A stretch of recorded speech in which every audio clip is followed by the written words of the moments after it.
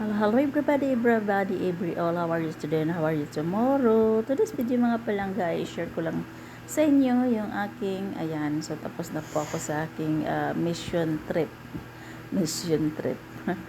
Ayan, so mag-drive na po tayo dito, pabalik na po tayo at ako ipupunta sa mall. Ayan po, so kung makikita niyo po dito ay ang inyong dungkay ay nagda-drive. Ayan, so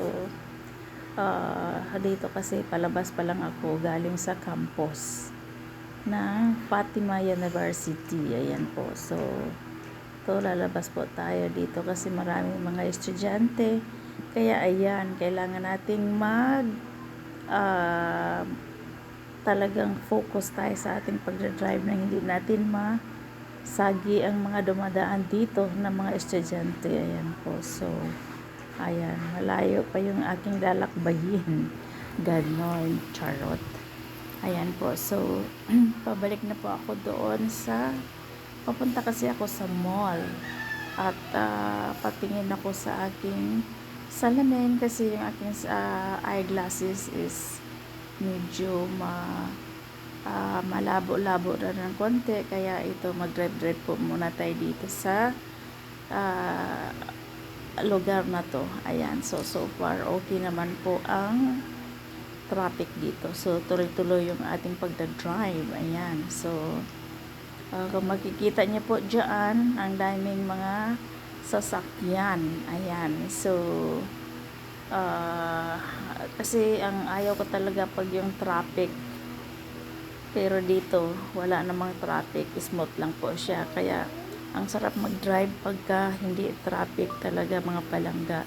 Mafe-feel mo yung parang energetic kapag nagda-drive ka ng hindi traffic. Ayan, so ayan po ang abangan natin hanggang sa ako ay makarating sa aking pupuntahan. Ayun, so okay naman ang ano dito, daan ng kalye. Ang ito ay highway, so yan, kaya masarap mag-drive kasi tuloy-tuloy. Yan po, so liliko po tayo dito kasi school din po yung aking dadaanan. So far ay open naman po sila, so makapasok ako dito kami dadaan. Ayan, kasi minsan po yung school dito ay close, so kailangan ko na naman kumuha ng ibang